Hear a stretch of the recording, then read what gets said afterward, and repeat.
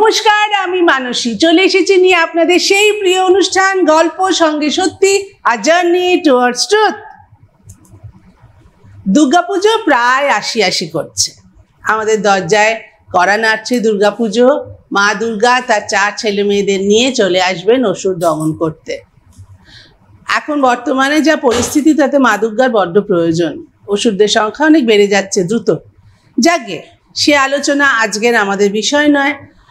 আজকের আমাদের যে বিষয় আসার আগে আমাদের সঙ্গে আছেন যে সমস্ত বিশিষ্ট অতিথিরা, তাদের পরিচয় করিয়ে দেব। কিন্তু তার আগে দুটো কথা না বললেই নয়। সেটা হচ্ছে, মা দুর্গা তো তার 10টি হাত নিয়ে আসেন, অসুর দমন করেন। কিন্তু সেই কবে থেকে, সেই কোন কাল থেকে আমাদের ঘরের মা দিদারা, মাসিরা, কাকিমা, মাইমারা, মানে যারা প্রায় মায়ের মতোই, তারাও প্রত্যেকে এক একটি মা দুর্গা। তাদের ওই 2টি হাতের বদলে বাকি 8টা হাত দেখা যায় না। কিন্তু যেটা দেখা যায় সেটা হলো তাদের কর্মক্ষমতা, তাদের ধৈর্য, তাদের সহ্য শক্তি।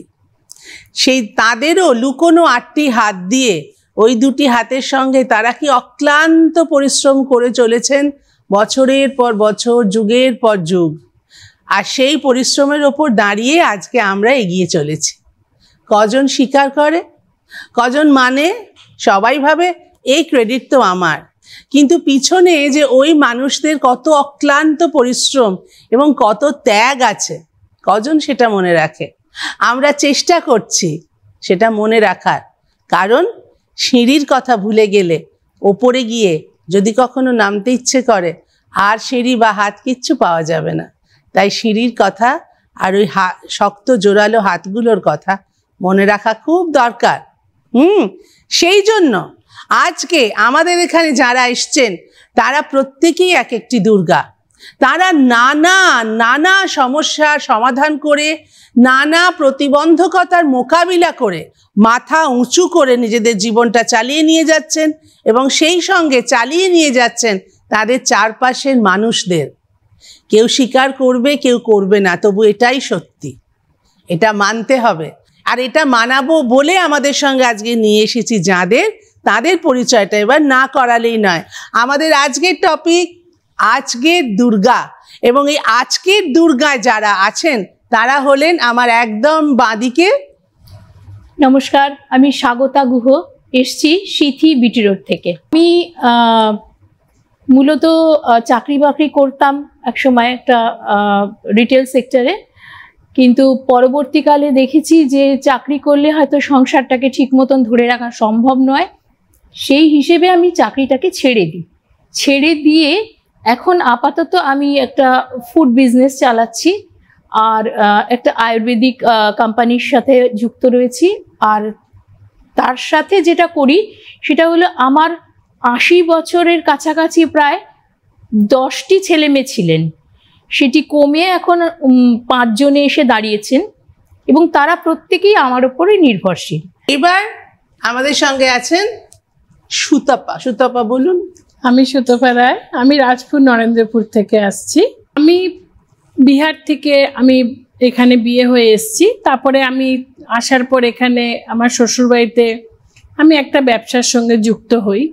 তারপরে দেখলাম যে আমি ব্যবসার সঙ্গে যুক্ত হওয়াতে আমার পরিবারের অনেক ক্ষতি হচ্ছে। যেরকম আমার শাশুড়ি মা, শ্বশুরমশাই, ওনাদের একটু বয়স হয়েছে, আমার ছেলে ছোট, তাকে বড় করা, এবং আমার হাজব্যান্ডের প্রতি যে আমার কর্তব্য যেটা তাদেরকে দেখা, যার জন্য আমি আমার ব্যবসাটা বন্ধ করে দিয়ে তারপরে আমি এক মন দিয়ে সংসার চালিয়েছি, সংসার দেখেছি। এবং আমার পোষ্যও অনেক ছিল তার সাথে, শাশুড়ি মা, শ্বশুরমশাই, আমার নিজের বাবা মা, সব কিছু করে এখন আমার ছেলে বাইরে চাকরি করছেন, ছেলের বিয়েও দিয়েছি। দিয়ে আবার আমি নতুন করে নিজের জীবনকে শুরু করার জন্য আবার আমি তৈরি হচ্ছি। খুব ভালো কথা, বাকি গল্প পরে শুনবো। এবার অর্পিতা বলো। নমস্কার, আমি অর্পিতা মণ্ডল, গড়িয়া থেকে। আমি খুব সাধারণ মধ্যবিত্ত ঘরের মেয়ে। আমি খুব ছোটবেলা থেকে আনন্দে একটা একান্নবর্তী পরিবারেরও মেয়ে। আমি আনন্দে, দুঃখ কষ্ট কি জিনিস আমি খুব একটা জানতাম না, খুব আনন্দে মানে আদরের দুলালি হিসাবে মানুষ হয়েছে ছোট থেকে। একটা সময় আমার বিয়ে হয়ে যায়, সেখানেও একটা একান্নবর্তী পরিবারে গিয়ে পড়ি। সেখানে ভাগনা ভাগ্নি ননদ, বিশাল বড় পরিবার, প্রায় 10 জনের কাছাকাছি মেম্বার ছিল। তাদেরকে নিয়ে সংসার শুরু আমার হলো, কিন্তু প্রবলেম হলো ঠিক বিয়ের 15-20 দিন পর থেকে, মানে 15-20 দিন পরে আমার হাজবেন্ড আমাকে এখানে রেখে উনি ওনার জবে চলে যান। আমার 3টি সন্তানের জননী আমি।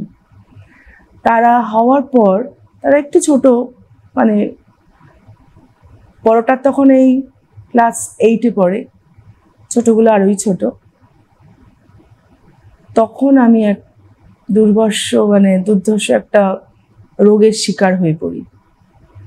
সেখান থেকে নিজেকে কিভাবে বার করে নিয়ে এসছি আজকে আমি, আর সেই গল্পটাই আমরা শুনবো, ঠিক তো? একদম। তারপর আমাদের সঙ্গে আছে রেখা। বাবা, রেখার গলার হারটা কি সুন্দর! ও মা, আজকে সবাইকে সাজগোজ করে এসছি, সবকটাকে কি মিষ্টি মিষ্টি লাগে। Thank you. ও বাবা গো, নমস্কার, আমি রেখা দাস। আমার জীবনের বেশিরভাগ মানে 16 বছর, বিগত 16 বছর থেকে আমার একটা জার্নি চলছে, সেটা আমার ছেলেকে ঘিরে, সম্পূর্ণ আমার ছেলেকে ঘিরে। আর তার এটাই আমি আজকের বলবো বলে এসছি এখানে। আমার ছেলেকে যখন জন্ম নেয় তখন বলেছিল তার দ্বারা কিছু হবে না, কিন্তু এখন আমার ছেলে স্টেট প্লেয়ার, স্টেটে খেলতে যাচ্ছে। হ্যাঁ, এবং গত বছরও 3টে স্টেট করে এসছে, স্টেট মিট খেলে এসছে। চলো বাকি কথা আমরা পরে শুনবো, ঠিক আছে? আমরা একটু করে ঢুকে যাই আজকের কেন আজকের দুর্গায় আমি এনাদেরকে নিয়ে এলাম, আজকের দুর্গা টপিকের সঙ্গে এনাদের কি মিল, সেটা নিশ্চয়ই এই মুহূর্তে আলাদা করে আর বলতে হবে না। আপনারা বুঝতেই পারছেন এরা সবাই কিন্তু আসলেই দশভুজা, মেনে নিতেই হবে। এমনিতেই বাড়ির মায়েরা তো 10 হাতে সংসার, সন্তান, স্বামী, বাইরের জগৎ, সামাজিকতা সব চালিয়ে নেন। তার সঙ্গে এনারা আলাদা করে নিজেদের একটা এক্সিস্টেন্স তৈরি করেছেন। তাহলে তো দশভুজা না বলে এই প্রায় দ্বাদশ ভুজা, ত্রয়োদশ ভুজায় পৌঁছে যাবে, হাত যদি গুনতে আরম্ভ করি। এই জন্যে কোনো কোনো প্যান্ডেলে কোনো পুরোনো দিনের যে পুরোনো যে পুজোগুলো দেখবেন কোনো কোনো জায়গায় মা দুর্গার 20 হাত, 24 হাত, এইসব কারণে, জানেন তো, আমার এখন মনে হচ্ছে। আচ্ছা, আমি একটুখানি প্রশ্নোত্তরের মধ্যে যাই, স্বাগতার কাছে যাই সবার আগে। আচ্ছা, স্বাগতার একটা মজার বল্টুবাবু আছে, স্বাগতা বল্টুবাবুর কথা বলেনি, একখানি কালো কুচকুচে বল্টুবাবু। সে বল্টুবাবু চরিত্র খুব একটা ভালো নয়। বল্টুবাবু প্রায় জানলা দিয়ে পাড়ার অন্যান্য বুলটি টুলটিদের দিকে তাকান। ও লালি, ওর গার্লফ্রেন্ডের নাম আবার লালি। উনি কালো বলে বল্টুবাবু, উনি লালি। সে জানলা দিয়ে নেড়ে নেড়ে দুজনের অনেক প্রেম টেম হয়, সেগুলো আমরা স্বাগতার ফেসবুক পোস্টে দেখতে পাই। বল্টুবাবু মাঝে মাঝে অসুস্থ হয়ে পড়েন, আবার বল্টুবাবু আমাদের সঙ্গে গল্প করেন, আমাদের সব মিমি বলে ডাকেন। যাই হোক, বল্টুবাবুর গল্প শুনবো। তার আগে আমি যেটা জানতে চাইছি, ছোট ছোট কতগুলো প্রশ্ন, সেটা হলো এই যে চাকরিটা ছেড়ে দিলি, তখন কেমন লাগলো? মনে হলো না যে আমি চাকরি ছেড়ে দিয়ে ভুল করছি? না, বেসিক্যালি এটা আমার মনে হয়নি। তার কারণ সেই মুহূর্তে, মানে ঠিক চাকরি ছাড়ার আগের মুহূর্তে আমি মাকে হারাই। মা এবং শাশুড়ি মা 4 দিনের ডিফারেন্সে মারা যান। তো সেটা একটা খুব টাফ সিচুয়েশন ছিল, এবং আমি যদি সেই সময় চাকরি না ছাড়তাম তাহলে দুটো বাড়িতেই খুব প্রবলেম দেখা দিত। আর এই যে যাদের কথা তুই বলছিস, সেই যে 4 জন, আপাতত 5 জন মানুষ আছেন, 10 জন ছিলেন তোর ছেলেপুলে, তো তাদের কি কোথা থেকে, তারা কি সবাই তোর আত্মীয় স্বজন? সবাই আমার বাড়িতে, আমি আসলে একান্নবর্তী পরিবারের মেয়ে, তো তারা সবাই আমার কাকা, পিসি, পিতৃকুলের সবাই আমার পিতৃকুলের।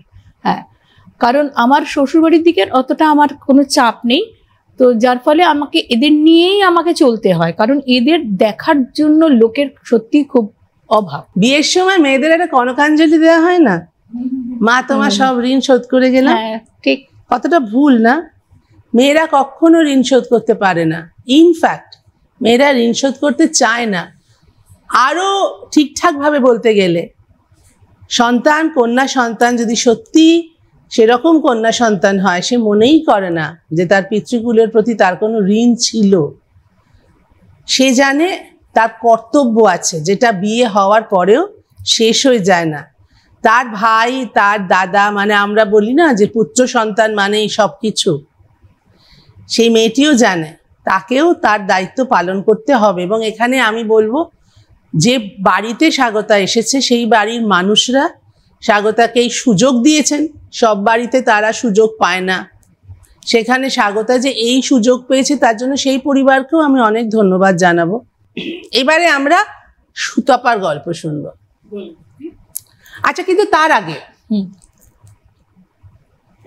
গলা শুকিয়ে গেছে, একটু লোভও হয়েছে এই সব শুনেছি টুনেছি খাবারের, তো একটু মনটাকে একটু সংযত করার জন্য ছোট্ট একটা ব্রেক। কোথাও যাবেন না, থাকবেন টিভির সামনে। আমরা চলে আসছি নিয়ে আপনাদের পছন্দের অনুষ্ঠান গল্প সঙ্গে সত্যি, আর জার্নি টুয়ার্ডস ট্রুথ।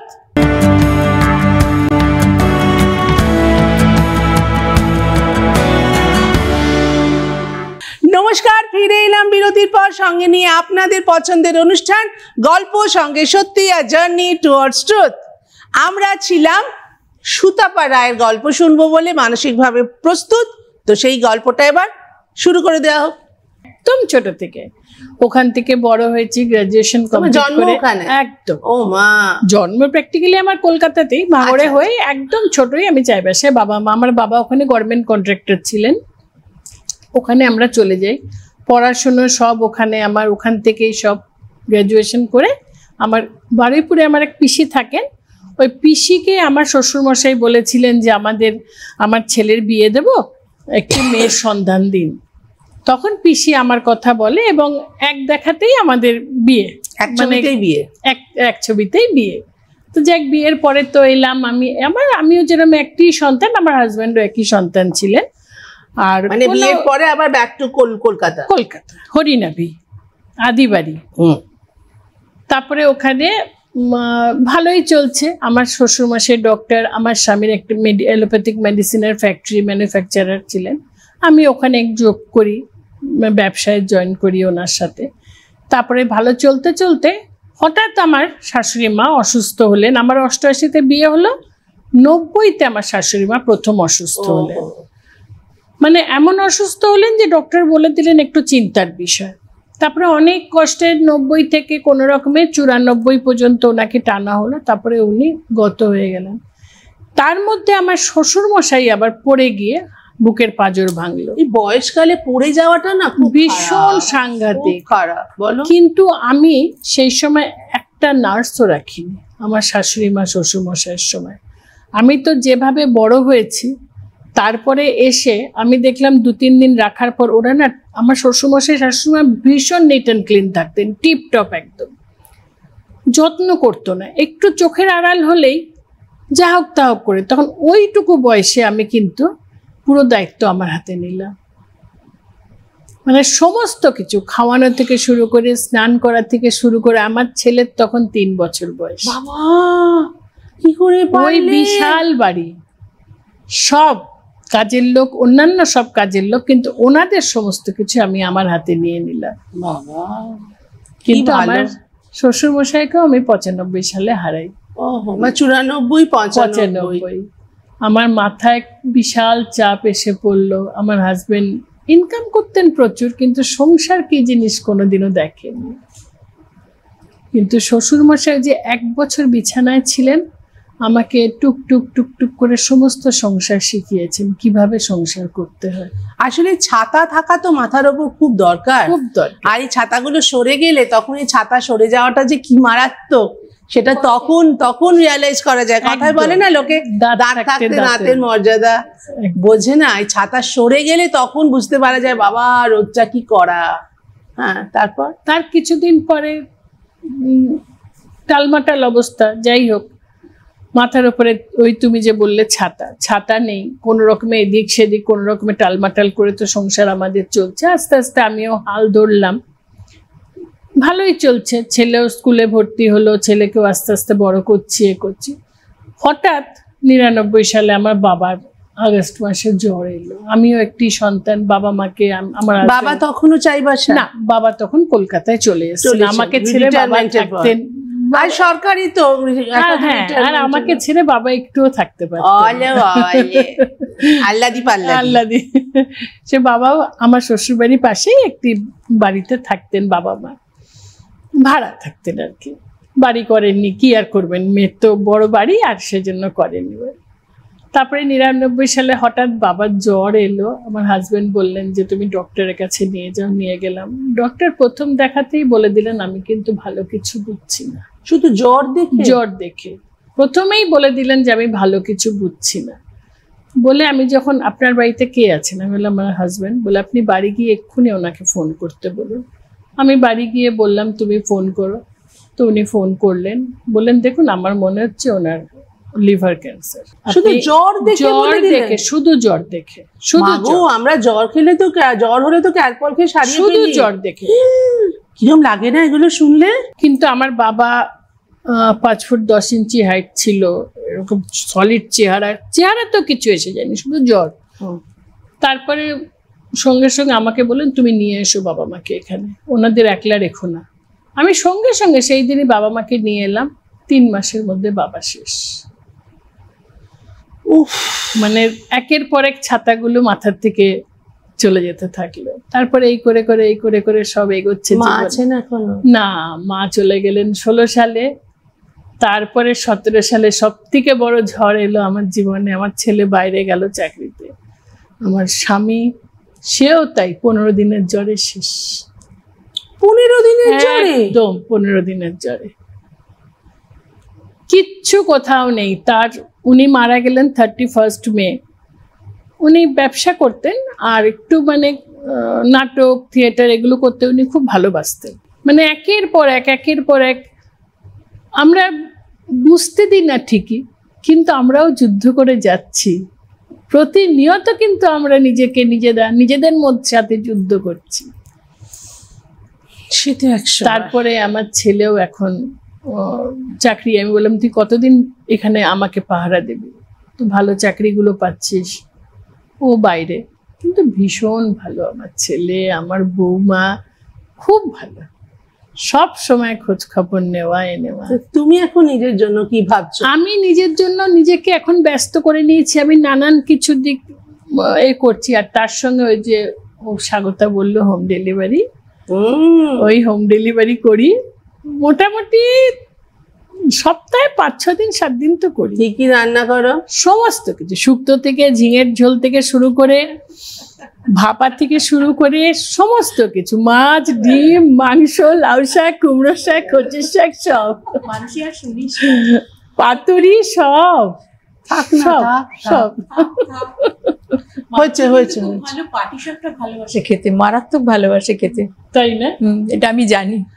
থাকবে, ঠিক আছে, চাটি বানিয়ে আনতে পারতি। তোকে তো বানিয়ে এনে দেবো, দিয়েছিলাম, খেয়েছিলিস তো, ভালো লেগেছিল। আচ্ছা, এই সুবাদে একটু বলে নি, মানসী কিন্তু আমার খুব ছোটবেলার বন্ধু, একদম ক্লাস 1 এর বন্ধু আমরা। আচ্ছা, হ্যাঁ, আচ্ছা, বন্ধুত্বটা এখনো রয়েছে। সবসময় দেখা হয়তো হয় না, হ্যাঁ, মনের টানটা আছে। ঠিক আছে সুতপা, এই যে এতগুলো লড়াই সামলে তুমি এখনো মাথা উঁচু করে দাঁড়িয়ে বলছো আমি এখন নিজের মতো করে নিজেকে গুছিয়ে নিয়েছি, নিজের মতো করে বাঁচছি, এই মনের জোর কজনের থাকে? কতজনই তো বলেন আর আমার জীবনে রইল কি। এই মনের জোরটা আমার মনে হয় আমার আছে, তোমাদের মতন সবাই পাশে আছো। আরেকটা হচ্ছে আমার পরিবার, আমার ছেলে বৌমা, ওদের জন্য আমি মনে করি আসলে ভীষণ উৎসাহ। আসলে এইটা আমি নিজে খুব বিশ্বাস করি, জানি না ঠিক বিশ্বাস না ভুল বিশ্বাস, সেটা হচ্ছে আসলে আমার জীবনে আমি একা, আমার জীবনটা চলবে, সেই চলার পথে কত মানুষ থাকবেন, কত মানুষ যুক্ত হবেন, কত মানুষ ছেড়ে চলে যাবেন, কিন্তু আমার জীবন তো একটা বহমান নদী, সে তো কোথাও থেমে যেতে পারে না, তাকে চলতেই হবে। আর এই সমস্ত যুক্তি এবং বিযুক্তি সমস্তগুলো মাথায় নিয়ে মনের মধ্যে নিয়ে আমার চলা থামালে চলবে না, এটা আমি বিশ্বাস করি। একদম। চলে আসবো অর্পিতার কাছে।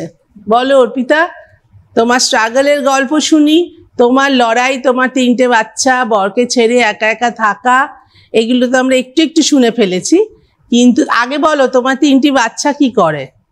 আমার বড় মেয়ে চাকরি করে, আর ছোট মেয়ে এবছর জয়েন্টে 78 র্যাঙ্ক। আরে বাহ, ভেরি গুড। ও দিল্লি চলে যাচ্ছে। সেও তো থাকবে না কলকাতায়। সে তো দিল্লি। আর এই যে জেডব্লিউর গল্প শোনাচ্ছ, এও বেশি দিন কিন্তু ও মোস্ট প্রবাবলি ফেব্রুয়ারিতে চলে যাবে রিচ কার্লটন। আর 3 নম্বর?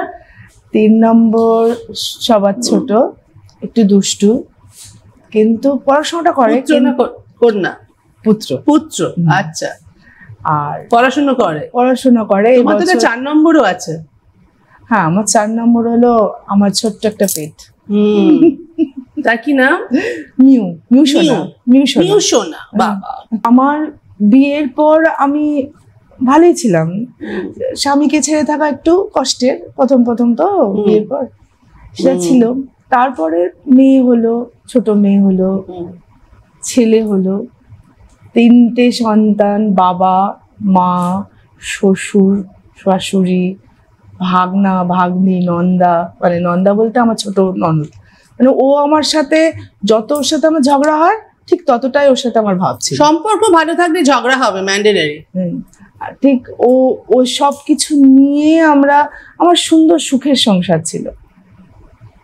তারপর 2016 শ্বশুরমশাই মারা গেলেন। আমার বিয়ের 2004-এ হলো, 2006-এ শ্বশুরমশাই চলে গেলেন হঠাৎ। তারপর 2016 চলছিল, তা হলো 2016-তে চলে গেলেন আমার বাবা। বাবা চলে যাওয়াটা আমি মেনে নিতে পারিনি, মানে একদমই মেনে নিতে পারিনি। বাবার সাথে আমার অন্যরকম র্যাপো ছিল, মানে মা মেয়ে আর বাপের যেরকম একটা র্যাপো থেকেও অন্যরকম। এই যে ওর বাবার মতো সব ছেড়ে চলে এলেন কলকাতায়। হ্যাঁ, ওই রকম আমার বাবাও চলে যেত, অর্ধেক দিন শ্বশুর বাড়িতে চলে যেত, গিয়ে হই হই করে সবার সাথে ঘুরে বেড়াতো, মানে সবাইকে নিয়ে বেরিয়েই পড়তো, খেতে এদিক ওদিক চলে যেত, খেতে সবাইকে নিয়ে। যাই হোক, প্রবলেমটা হলো বাবা চলে যাবার 2 বছর পর, 2018 সালে আমার না ছোটবেলা থেকে একটু টনসিলের ধাত ছিল। টনসিলটা সেপটিকই ছিল, তো সেটা প্রায়শই কষ্ট দিচ্ছিল। এতটাই কষ্ট পাচ্ছিলাম যে মা বললে একবার ENT ডক্টরকে ভালো করে দেখা, কি বলে শোন। তো অ্যাপয়েন্টমেন্ট করে আমি ডক্টর দুলাল লাহিড়িকে দেখালাম। উনি দেখে বললেন টনসিলের অবস্থা খুব খারাপ, তুমি যে করি হোক মা ওটাকে কেটে ফেলো। আমি ওনার কথা শুনলাম, বাড়ি গেলাম, ওষুধ খেলাম, কিন্তু দ্বিতীয়বার গেলাম না। ভীষণ বদমাইশ, প্রচন্ড বদমাইশ। এই বদমাইশির বাকি গল্পটা আমরা শুনবো। আর একটা ব্রেকের সময় হয়ে গেছে, আমি বুঝতে পারছি। আজ আমরা গল্পে একদম ভরপুর হয়ে থাকবো, আপনারাও ভরপুর হয়ে গেছেন বুঝতে পারছি। কোথাও যাবেন না, আমরা একটু চা কফি নিয়ে বাকি আড্ডা মারবো। আপনাদের জন্য 1 কাপ চা শিগগিরই বলুন রান্নাঘরে, আমি কিন্তু যাবো আর আসবো নিয়ে আপনাদের পছন্দের অনুষ্ঠান গল্প সঙ্গে সত্যি, আ জার্নি টুয়ার্ডস ট্রুথ।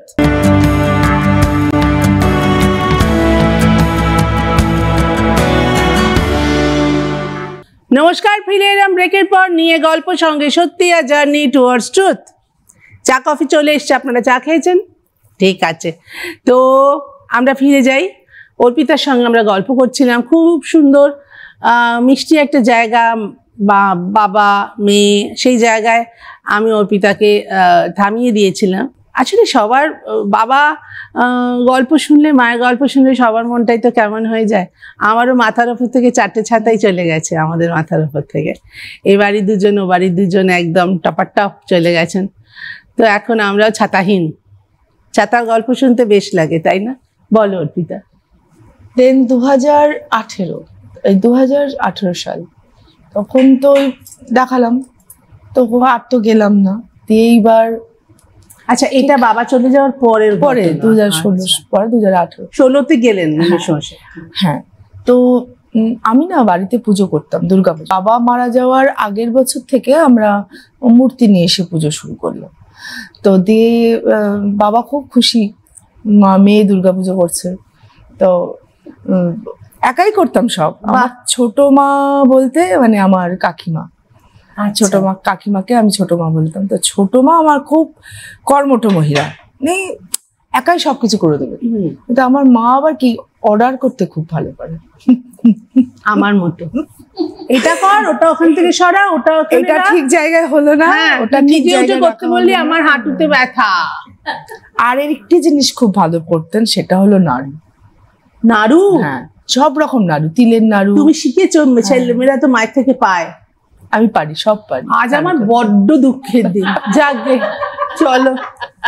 তো যাই হোক, 2018 ঠিক পুজোর পরে পরেই আবার প্রবলেমটা শুরু হলো। প্রবলেম শুরু হলো কি, তখন না মানে সকালে যেমন সারাদিন যেমন জ্বর থাকতো ওরকম জ্বর আসছিল না, রাতে করে একটা মানে ঠিক বিকেলের পর থেকে একটা ঘুষঘুষানি জ্বর, মানে জ্বরটা দেখলে টেম্পারেচার দেখলে ওই 99-এর একটু বেশি, মানে পুরো 100ও হচ্ছে না, কখনো 100 ছুঁই। তো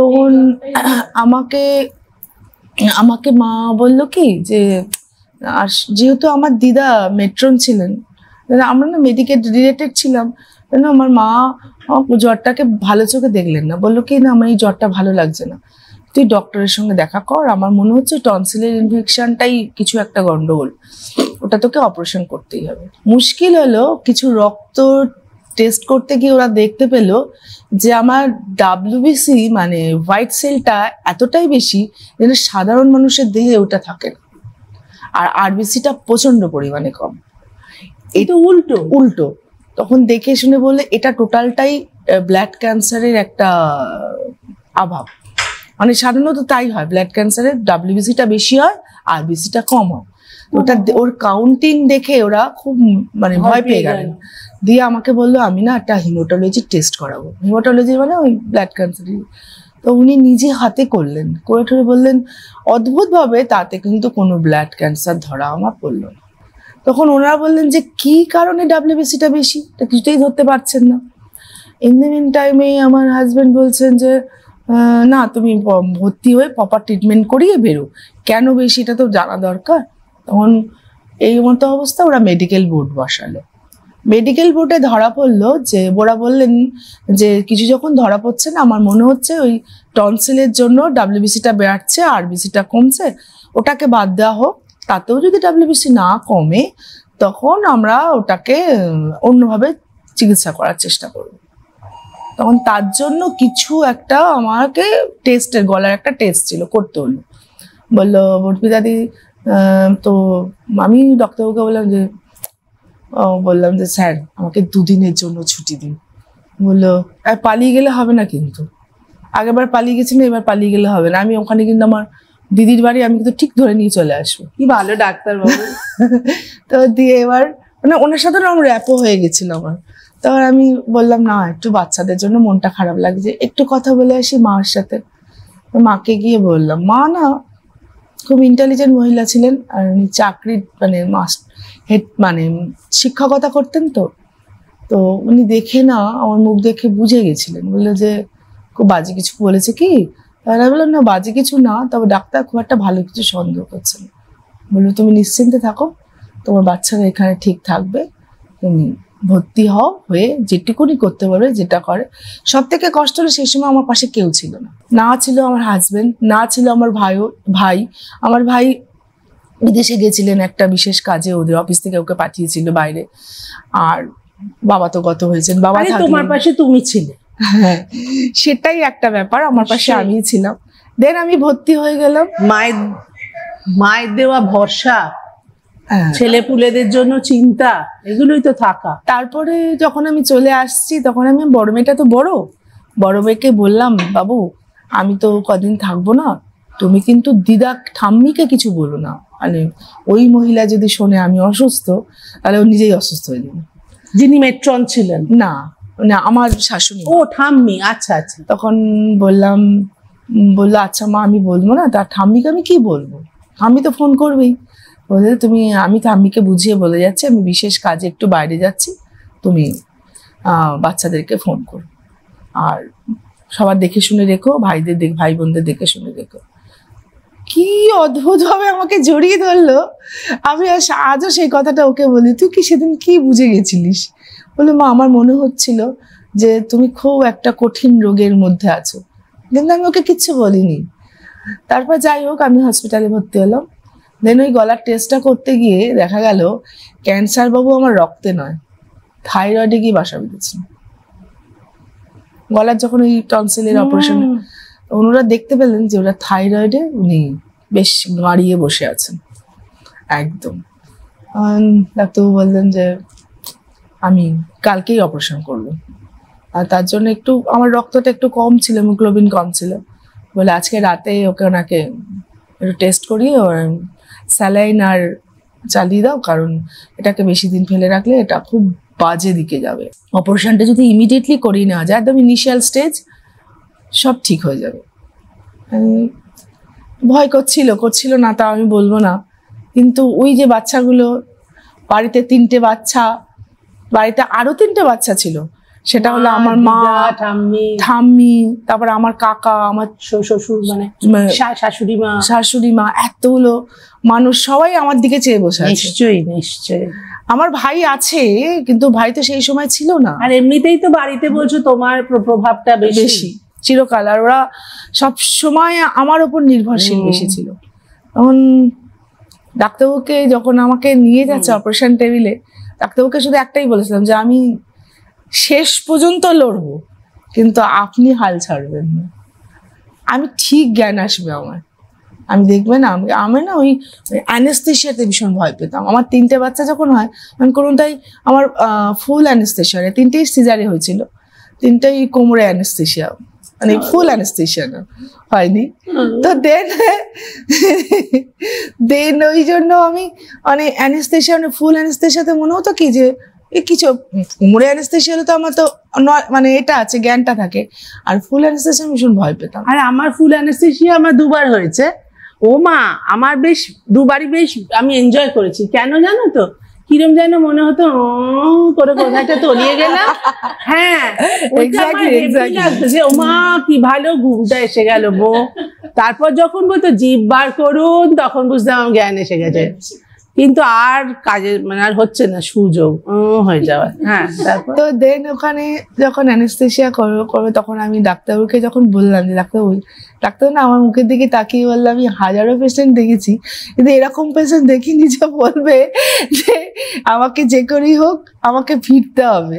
তখন আমি বললাম ডাক্তারবাবু, আমি যদি বাড়িতে যান তাহলে বুঝতে পারবেন যে 3টে বাচ্চা, মা, বাবা মানে বাড়ি থাকে না আমার, কিন্তু মানে ভদ্রলোক বা বিদেশে থাকলেও কি হবে, অপারেশন টেবিলে নিয়ে যাওয়ার আগের মুহূর্তে আমাকে ভিডিও কল করে বলেছে ভয় পেও না, আমি তো সঙ্গেই আছি।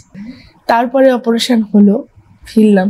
আর সেই মানুষটার মনের কি অবস্থা, তিনি চেয়েও ফিরতে পারছেন না, থাকতে পারছেন না পাশে, আমার যে কি গেছে সেটা আমরা বুঝতে পারছি। আসলে অপারেশনটা হয়ে যাওয়ার পরে আমার জ্ঞান ফিরে যাওয়াটা সব ঠিক আছে, কিন্তু তারপরে শুরু হলো আসল জার্নিটা।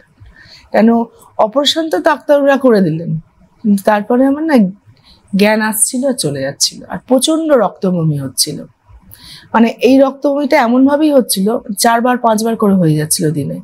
ডাক্তার বলে যদি এটা না কমে তাহলে এটা খুব বিচ্ছিরি দিকে যাবে, যদি কিছুদিনের মধ্যেই না কমে। যতক্ষণ ওই পেটের মধ্যে বদ রক্তগুলো ছিল ততক্ষণ বেরিয়ে যাওয়া ঠিক আছে, কিন্তু তারপরেও যদি এটা কনস্ট্যান্টলি হতে থাকে তাহলে এটা অপারেশনের পক্ষেও খারাপ সবকিছু, কিন্তু সেটাও ঠিকঠাক করে উঠে আসলাম। এটাই জানি, তাই বলি সবাইকেই যে একটাই কথা বলি যে মরার আগে মরো না, মরতে তো হবেই। ঠিক কথা, মরার আগে মরো না, বড় সত্যি কথা। জীবনে মরতে হবে একবারই, কিন্তু কবে মরবো, কিভাবে মরবো, আর কেনই বা মরবো, এই চিন্তা করতে করতে প্রতিদিন একবার করে মৃত্যু কামনা ঠিক নয়। যবে মৃত্যু আসবে, যখন আসবে তার হাত থেকে এড়ানো তো মুশকিল, তখন চলে যেতে হবে সব ফেলে রেখে, যেমন যেমন ছিল সব ছিল। কিন্তু তার আগেই যদি আমি ভাবতে থাকি ওগো আমার কি হবে গো, তাহলে সেই দিন যেই দিন ভাববো সেই দিনের কাজগুলো আর করা হবে না, তাই তো? এই ঠিক যেরকম আমাদের অর্পিতা মাথা উঁচু করে দাঁড়িয়েছে, 3টে বাচ্চাকে মানুষ করেছে, কর্তা নিশ্চিন্ত যে ঠিক লোকের হাতে আমার সংসারের ভার আছে, সবাইকে ঠিকঠাক ভাবে দেখছে। শাশুড়ি মা আছেন এখনো? নেই, কেউ নেই। হ্যাঁ, আজকে মানে বুড়ো বুড়ি যারা ছিলেন, ওই ছাতা ছাতা ছাতা চলে গেছেন, ছাতাদের স্মৃতি রয়ে গেছে, ছাতাদের দেওয়া মনের জোর রয়ে গেছে, এবং ছাতাদের দেওয়া অনেক অনেক দায়িত্ব রয়ে গেছে। কিন্তু ছাতা চলে গেছে বলছি বটে, কিন্তু আরেকটা ছাতা রয়ে গেছে আমার, সেটা হলো আমার হাজবেন্ড। নিশ্চয়ই, মানে উনি আমাকে যে কোনো কাজে, আজকে আমি যাই করি হয়তো অনেক সময় কথা বলিও না, যে টুকটাক করে ফেলছি হয়তো কোনো কাজ, কিন্তু যা আর সাপোর্ট সবকিছু ওনার। ক বছর বিয়ে হয়েছে? 22 বছর। 22 বছর বিয়ে হয়ে গেছে, এখনো বর হাতে সুন্দর সুন্দর বালা নিয়ে আসছে। আজ আমার দিনটা খুব খারাপ, দূর আমি একটু দুঃখ পাবো, একা ঘরের কোণে একটু কাঁদবো, ওই জন্য একটা ব্রেক নিয়ে নিচ্ছি। ঠিক আছে, আপনারা ওয়েট করুন, আসছি কেঁদে চোখ টোক মুছে চলে আসবো, কোথাও যাবেন না, ফিরে আসবো সঙ্গে নিয়ে গল্প, সঙ্গে সত্যি আর জার্নি টুয়ার্ডস ট্রুথ।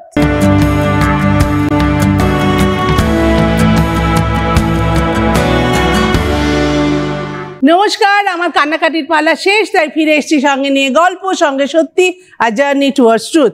অর্পিতা অনেকক্ষণ কথা বলেছে, অর্পিতা একটুখানি কফি খাক, একটুখানি গলা ভিজিয়ে নিক, আমরা চলে যাব রেখার কাছে। রেখা, ছেলের নাম কি? আমার ছেলের নাম সৃঞ্জয়। সৃঞ্জয় এখন কি করছে, কি পড়ছে? সৃঞ্জয় এখন রিসেন্ট NIOS বোর্ড থেকে মাধ্যমিক পরীক্ষা দিয়েছে। বাহ, আবার ওকে আমি NIOS-এই ভর্তি করেছি। হ্যাঁ, কারণ ওটাই তো একমাত্র যেটা মানে স্টাডি ফ্রম হোম। কেননা ওর এখন প্রায় 7 ঘন্টা প্র্যাকটিস করতে হয়। ও আর্চারি করে, বাহ, আমার ছেলে আর্চারি করে, এবং এখন আমি গর্বের সঙ্গে বলি আমি সৃঞ্জয়ের মা। তবে হ্যাঁ, কিন্তু কি হয়েছিল, তুমি ছোটবেলায় বলছিলে যে ডাক্তার বলেছিলেন? মানে আমার বিয়ের 9 বছর পরে আমার ছেলে, বিয়ে হওয়ার পরে আমার পরপর 2টো বেবি নষ্ট হয়ে যায়, এবং তার অনেক পরেও আমার কোনো বেবি আসছিলই না। 2001-এ আমার বিয়ে হয়েছে, কিন্তু 2009-এ আমার ছেলে হয়েছে। পার্ক স্ট্রিটের একটা নাম করা সংস্থা থেকে আমার হয়, IVF হয়, তারপরে আমার ছেলে আসে। তো যেদিন আমার ছেলে হয় তার আগে আমার ভীষণ শরীর খারাপ হয়ে যায়, এবং ওর ওই ডপলার মেশিন দিয়ে ওকে চেক করতে হচ্ছিল, মানে হার্টবিট পাওয়া যাচ্ছিল না। তো 17ই এপ্রিল আমার ছেলে হয়, কিন্তু 13 তারিখ আমাকে হসপিটালাইজড হতে হয়, কেননা আমার ইউরিক অ্যাসিড হাই হয়ে গেছিল, ব্লাড সুগার হাই হয়ে গেছিল, ব্লাড প্রেশার প্রচন্ড হাই হয়ে গেছিল। বাবা, তো আমাকে একদম হসপিটালের এমন জায়গায় বেড দেওয়া হয়েছিল যে শুধু একবার আমি নামতাম সারাদিনে, টয়লেট যেতাম, পটি করে স্নান করে আবার এসে যে উঠতাম, বেড প্যানে সারাদিন চলতো, আর আমি নড়তে চড়তে পারবো না, একদম স্ট্রেট হয়ে পা তুলে শুয়ে রাখা। কি সর্বনাশ! তারপরে কোমরে ব্যথা হয়ে যেত তো, একে তো তখন ভেতরে, হ্যাঁ, তার একটা চাপ, তার সঙ্গে স্ট্রেট হয়ে শুয়ে থাকতে হবে, আমার নড়াচড়া করা যাবে না। একজন মাকে কত কিছু সহ্য করতে হয় না? সবচেয়ে সহ্য তো ওই সহ্যটা তো অন্য জিনিস। তারপরে আমার বেবি হলো, সিজার করতে হয়েছিল, এবং সিজারের পরে আমার বেবি কাঁদেনি। আমরা 3 দিন কেউ সৃঞ্জয়কে দেখিনি চোখে। ইভেন ও যখন কাঁদতো, ও ন্যান খেয়ে বড় হয়েছে, ও যখন কাঁদতো আমাকে সিস্টাররা বলতো ওই যে তোমার ছেলে কাঁদছে, মানে আমি গলার সাউন্ডটা শুনতে পেতাম শুধু। আমি আমার ছেলেকে দেখিনি। আমার ছেলের 3 দিন পরে যখন আমি আস্তে আস্তে উঠে, আমার তো সিজার হয়েছিল, আমি যখন উঠে দেখতে যাই, আমি গিয়ে দেখলাম বেডের মধ্যে একটা এইটুকুনি বেবি, তার 2টো হাত চ্যানেল করা, এখান থেকে ব্যান্ডেজ বাঁধা, পা 2টো বাঁধা কর্ডের সাথে, নাকের মধ্যে রাইস টিউব দেওয়া, মুখে অক্সিজেন মাস্ক।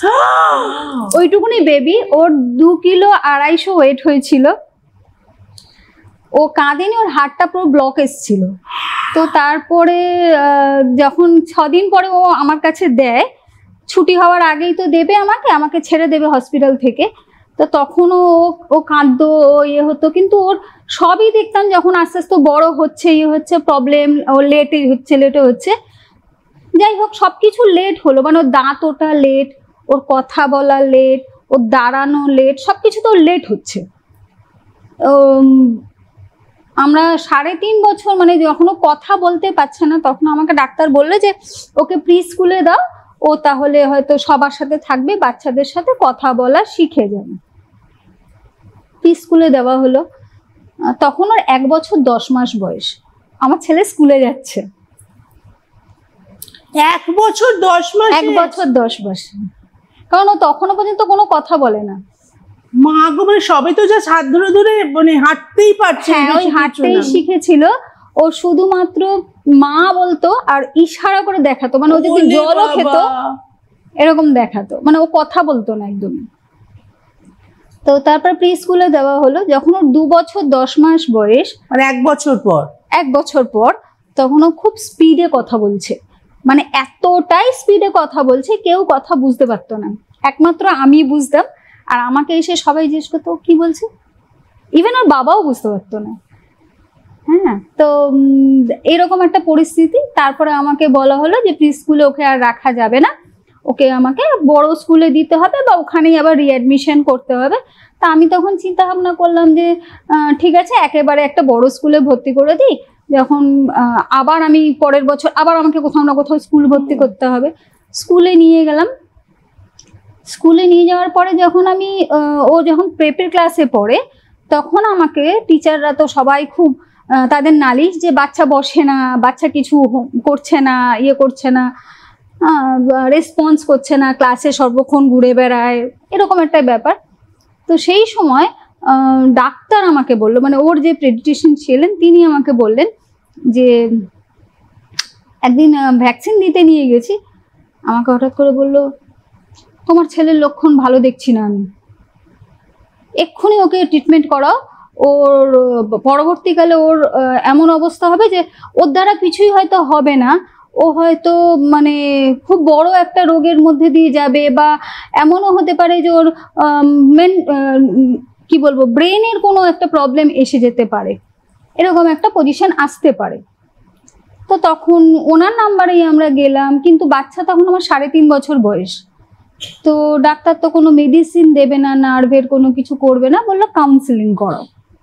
কাউন্সিলিং করানো হলো। ওইটুকু বাচ্চা কি বোঝে কাউন্সিলিং? হ্যাঁ, ওইটুকু বাচ্চার কাউন্সিলিং করানো হলো। তারপরে ওখান থেকে আমাকে যখন 5 বছর বয়স হলো, কলকাতারই নামি একজন ডাক্তার, তিনি মেডিসিন চালু করলেন। কেননা ওর ADHD ধরা পড়লো। ADHD হচ্ছে হাইপার অ্যাক্টিভিটির এই প্রবলেম, এবং বললো ওর এই আমার ছেলে কিন্তু বলবো না যে খুব বেশি কি বলবো নিতে পারছে না বা পড়াশোনা বা করতে পারছে না, তা নয়, মোটামুটি 60% পাস ঠাস করতে পারতো, এবং ওকে সারা জীবন আমিই পড়িয়েছি। ও পড়াশোনা মানে কোনো টিচারের কাছে পড়ে। আসলে তুমি তো ওকে সব থেকে ভালো বুঝতে পারতে, তুমি ছাড়া আর ওকে বুঝবেটাকে? হয়তো ওই রকম ভাষা, ওই সবকিছুই তো তুমি মা হিসেবে তুমি ভীষণভাবে মায়ের দায়িত্ব পালন করেছো রেখা। মায়ের দায়িত্ব পালন করেছি, এবং আমার এক সময় খুব কষ্ট হতো, কারণ আমার মনে হতো যে আমার কপালেই কেন, কারণ 19 বছর বয়সে আমার বাবাকে হারিয়েছি। তখন মনে হতো যে আমি একমাত্র কেন, কিন্তু ওই বলে না সবার জীবনে যেমন খারাপ দিকও আসে তেমন ভালো দিকও থাকে। আমার জীবনে আমার হাজব্যান্ড হচ্ছে এইরকম খুঁটি, আমার পিছনের সাপোর্ট। খুঁটিটা না থাকলে হয়তো আমি এতটা মনের জোর পেতাম না, আর আমার ছেলেকে নিয়ে এগিয়ে যাওয়াও হতো না। হ্যাঁ, তারপরে আমার এমন এলো যে আমার ছেলেকে আমি বুঝতে পারলাম যে ওই মেডিসিনগুলো ওকে দিলে না ও চুপচাপ বসে থাকতো, ও গুম মেরে বসে থাকতো, ও কিছু খেতো না, খানারে বাবা করে করেও আমি খাওয়াতে পারতাম না। একটা সময় না নিজে নিজে খুব কাঁদতাম। তারপর আমি ডিসিশন নিলাম না, আমি ওষুধ খাওয়াবো না, আমি কোনো মেডিসিন দেব না। তো ও মাঠ দেখলে না দৌড়াতো, মানে পাগলের মতন মাঠ দেখলে দৌড়াতো। ইভেন ও সব খেলাতে কোনো না কোনো জায়গা থেকে সার্টিফিকেট এবং মেডেল নিয়ে আসতো। তা আমি দেখলাম যে খেলতে খুব ভালোবাসে। আমি ওকে বললাম তুই কি খেলতে চাস? দেখতাম যে ও ওই মেলায় যেত, বন্দুক টিপ করতো, যেটা বলতো সেই কালারের বেলুনিও ফাটাবে। আমি ওকে বললাম বাবু আর্চারি শিখবি, এইমটা খুব ভালো, ফোকাস করতে পারে, খুব এম। ইভেন ধরুন এমনও হয়েছে যে ও আমার বাড়ির সামনে একটা বিশাল বড় পুকুর আছে, ও ঢিল কুড়াতো, ঢিল কুড়িয়ে রাস্তা থেকে পুকুরে মারতো, পুকুরে ছোড়ার পরে বলতো এর পরেরটা আমি ওর থেকেও বেশি দূরে মারবো, এবং তাই করতো। এইসব জিনিসগুলো দেখার পরে আমি আমার হাজবেন্ডের সাথে কথা বললাম যে ওকে না একটা এই গান শুটিংয়ে দিই। কিন্তু গান শুটিংটা পরে ভাবনা চিন্তা করলাম যে না, সবার পক্ষে হয়তো সম্ভব না, আর অনেক কস্টলি, ওটা হয়তো আমার দ্বারা হবে না। তো ওই জন্য আমি খোঁজ খবর নিয়ে আমি আর্চারিতে দিই। তো এখন আমার ছেলে মোটামুটি 3 বছর পরে আর্চারি করছে, পড়াশোনাও তার সঙ্গে চালিয়ে যাচ্ছে। আমার ছেলে বাড়ির সব কাজ করে, আমার সঙ্গে সঙ্গে আমাকে প্রচুর হেল্প করে, রান্না করতে পারে খুব ভালো, ফুলকো ফুলকো লুচি বানায়, এত সুন্দর লুচি বানাবে আপনি দেখলে বলবেন না যে ওই ছেলেই সেই ছেলে।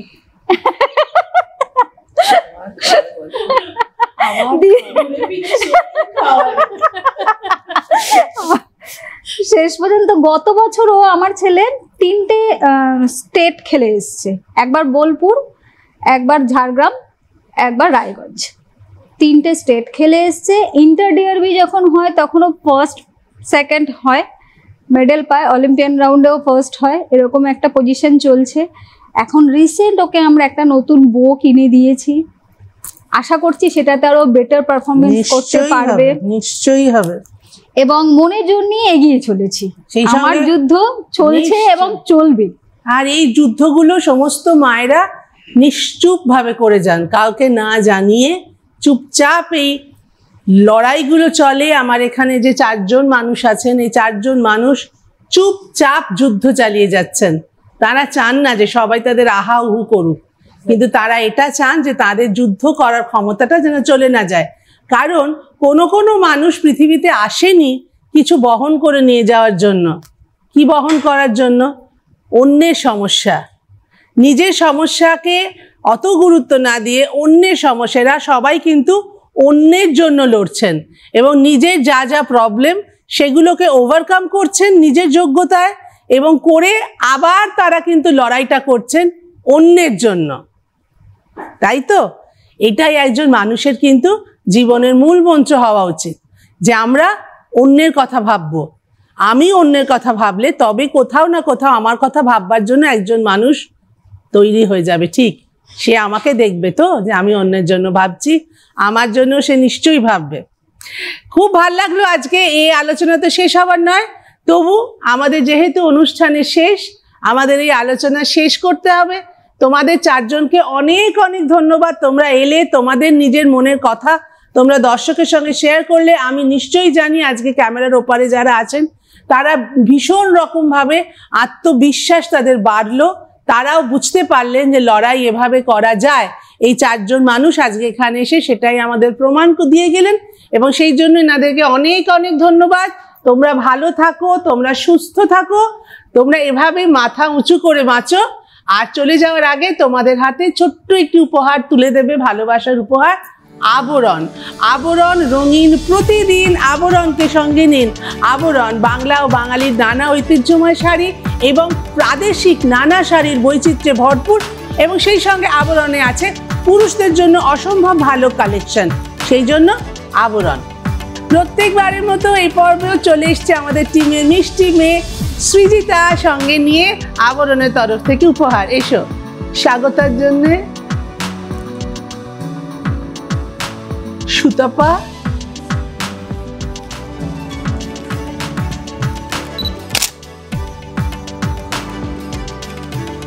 রেখা তোমার জন্য ধন্যবাদ, আর অর্পিতা। Thank you. ভালো থাকবেন সবাই, আবার দেখা হবে ঠিক এই সময় এই দিনে আপনাদের সঙ্গে। আর আমাদের সঙ্গে থাকবে কি গল্প, সঙ্গে সত্যি, আর জার্নি টুয়ার্ডস ট্রুথ।